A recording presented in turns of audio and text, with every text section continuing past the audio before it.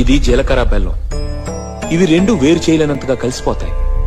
పెళ్లి తర్వాత భార్యాభర్తలు కూడా జీవితాంతం అలా కలిసి ఉండాలని ఇవి తలపై పెట్టిస్తుంది.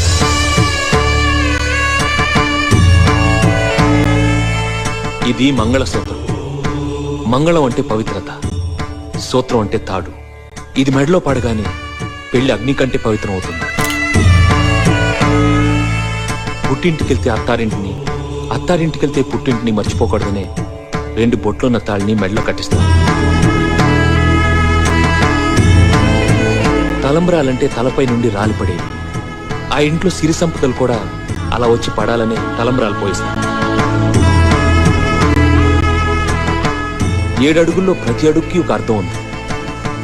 ఒకరి వెంట ఒకరు 7 అడుగులు నడిచి 6వ ప్రాణంగా 5వ తనాన్ని మూటగట్టుకొని 4 దిక్కుల సాక్షిగా 3 ముళ్ల బంధంతో 2 జీవితాలు ఒకటయ్యేదే పెళ్ళంటే.